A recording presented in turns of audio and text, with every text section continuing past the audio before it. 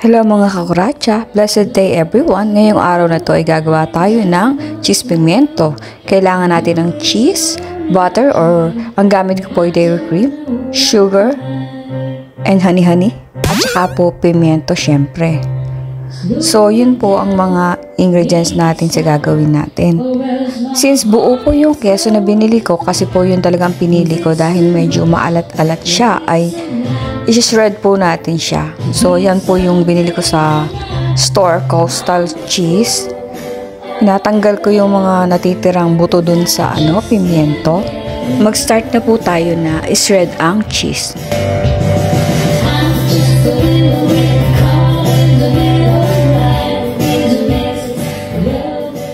Mamaya i-mix na lang natin sa mga ingredients. Kamusta naman po ang mga tao dito sa aking channel, mga taga-subaybay at lagi pong nakasuporta sa akin. Meron pa rin po akong jet lag. Parang pagod na pagod pa rin po ako sa bakasyon. Sa lahat ng nagbakasyon ako yung napapagod na galing ng Las Vegas. Pero nag-enjoy naman ako ng gusto. So ayan po yung dairy cream na ginamit ko instead of butter. Tutunawin ko po siya sa microwave. Ayan, medyo masama ng pakiramdam. Ayan na po, nakayod ko na po lahat. Na-shred ko na yung cheese. Tutunawin ko lang yung dairy cream. Sa Pilipinas naman, matutunaw naman mag-isa yun sa init. So, ayan po yung pimiento. Ayan po, tunawin natin maigi yung dairy cream para po ma-mix natin ng maayos dun sa mga ingredients. Salamat po sa mga bago kong subscribers at sa mga laging nanonood ng mga content ko.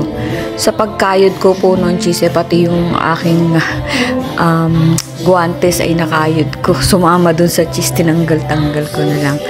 So, ayan na po, natunaw na natin yung dairy cream. Kasi mas nasasarapan ako sa dairy cream kaysa sa butter. Medyo matabang, kaya dairy cream ang ilalagay ko. I-mix ko na po siya sa cheese. Tapos, haluin natin maigi.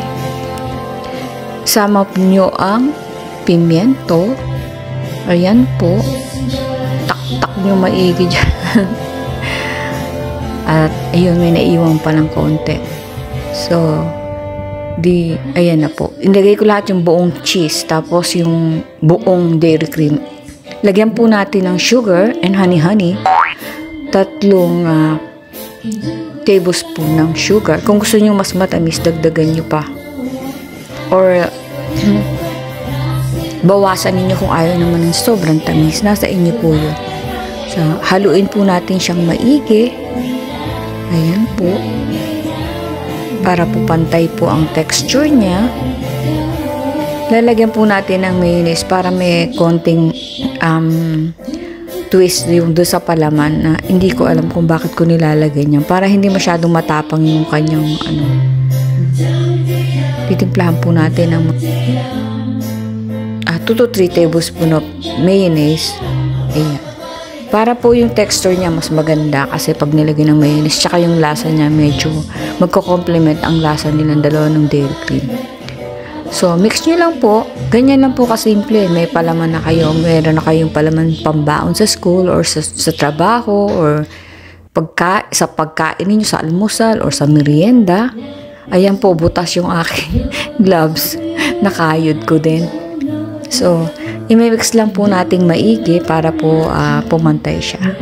Ganyan lang po siya kadali. Palagi po akong gumagawa nito kasi paborito po yan. So, ayan na po ang ating finished product. Ganun lang po kabilis. Salamat po sa panonood. Ingat po tayong palagi, lahat. At God bless us all. Ayan na po siya. Papalaman nyo na sa tinapay. Nga pala, magpapasalamat din ako sa sponsor na nagpadala sa amin na galing pa ng Qatar ng bala ng PS5. Salamat sa iyo. Ingat ka dyan. Ayan na po.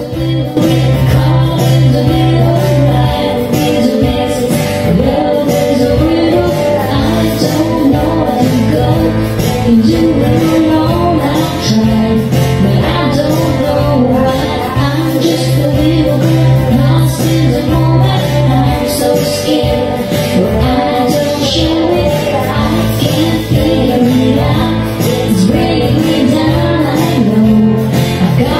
let it go. Just enjoy the show.